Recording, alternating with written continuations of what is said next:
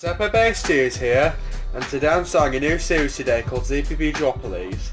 Now in this new series I'll be comparing games that were both released during the same year to see which one's better and worth getting.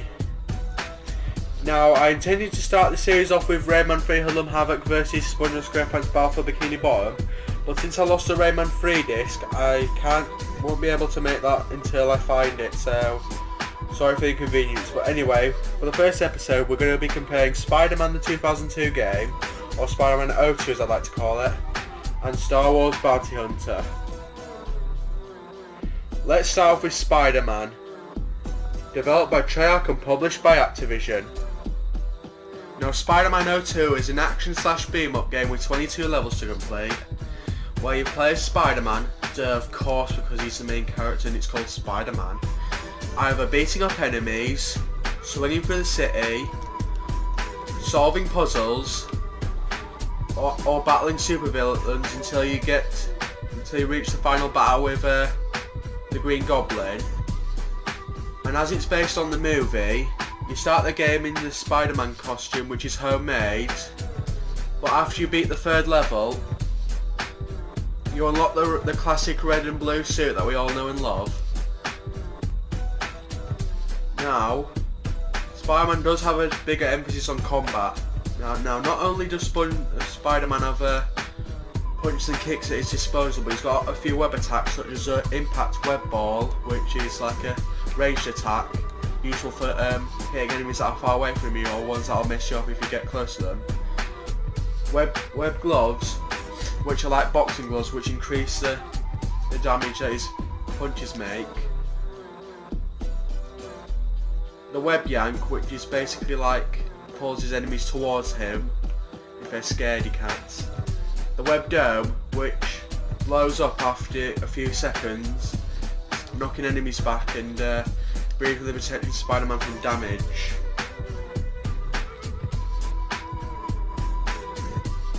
Now, as expected from a Spider-Man game, there are certain levels where you have to swing through the city, either defusing bombs, chasing down supervillains, or getting from point A to point B. Okay, that's about the gameplay. How does the game look? Well, for a 2002 game that was released in May, I can say it looks pretty good. Well, except for most of the enemy models, but Spider-Man looks alright. He looks really cool because he's got some shiny glasses. Always a good thing when trying to make a Spider-Man model, especially based on the movie costume. Okay, so that's enough for Spider-Man 02. Let's move on. Okay, now that we talked Spider-Man a bit, now let's look at Star Wars Bounty Hunter, developed and published by LucasArts. Now Bounty Hunter unsurprisingly plays different from Spider-Man 02, and is a third-person action game with elements of platforming, third-person shooting, and puzzle solving. You play as Jango Fett, one of the antagonists of Star Wars Episode 2, Attack of the Clones, as you go around 6 unique chapters, finding bounties or shooting down merciless enemies. Now when you start the first level, you'll notice that Jango won't have his jetpack as you lose it in the fight arena. Sorry, but after you complete the second level, you get to use Jango's famous jump hack. And like Spider-Man 02, there are levels where you have to you'll have to use it to fly across certain gaps. Now, as a third-person shooter game, Jango does have a few weapons at his disposal.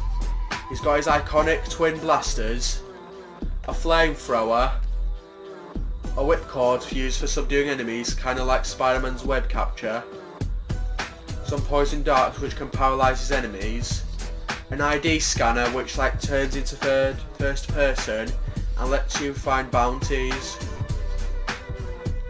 some fists, although they're not as useful as Spider-Man's punches because why need fists if you got twin blasters? Is that that have unlimited ammo. That's a bit pointless. Unless you like punching. Other weapons you can unlock is a submachine gun and a sniper rifle. Now, there are some similarities between Spider-Man and Star Wars Bounty Hunter. Well, as I mentioned before, you have to use your jump, the web attack and the web swinging and the jump hack to get across certain gaps. But there are more similarities, such as the unlockable content. In Star Wars Bounty Hunter, you can unlock some pages from a comic book.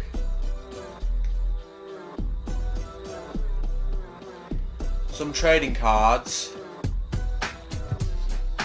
some concept art, and some outtake or blooper videos. And some of these are just funny to watch. I mean, watch this one.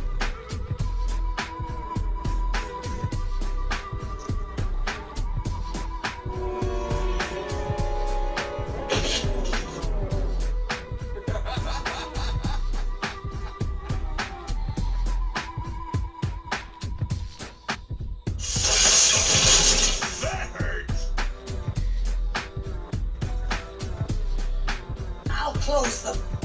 I was going to ask you one thing. Can I do a little physical as if I'm shutting them? Yeah. I'll close the hangar. I'll close the, where is it? I'll close the hangar blast doors. That should hold them for a little while. Spider-Man R2, on the other hand, has unlockable cutscenes which are like before each level, and even some 2 new cutscenes with Vulture and Shocker. You can also unlock some production art from the movie as well as the game.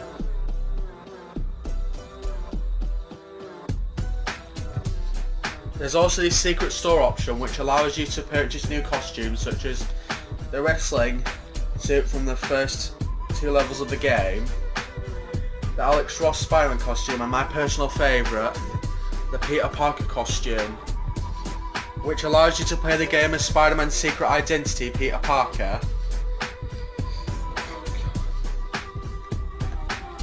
If Jameson finds out that Peter Parker is actually Spider-Man, he's going to kill him. There's also this bowling minigame, which is like allows you to play bowling against some pinheads. Get it? Because they're like, it sounds like bowling pins, but pinheads are also the names of the thugs you fight in the game. But by completing the game on a new difficulty level, you get to play as... By the way, I'll give you a few clues. He's green, rides on a glider, and throw orange bombs. Don't know yet? Well, have a look. It's the Green Goblin. No, you don't just unlock him as a bonus costume for Spider-Man. You can actually use his glider, and he's got these cool machine guns. You can also use his pumpkin bombs. And he can run really fast. Ding, ding, ding, ding, ding, ding, ding, ding, ding. Now, which game is the best? Well, personally, I'd say Spider-Man 2 is the winner because it's less frustrating to play and less confusing than Star Wars Bounty Hunter. Although some people might disagree on that. I mean, Beyond GW Trek Productions will disagree with me because he's a Star Wars fan and he thinks Jango Fett's a really cool character. Well, personally, Spider-Man wins. Anyway, that's the end of this Duopoly. Make sure you hit that like button and don't forget to subscribe. This is ZPB Studios signing off.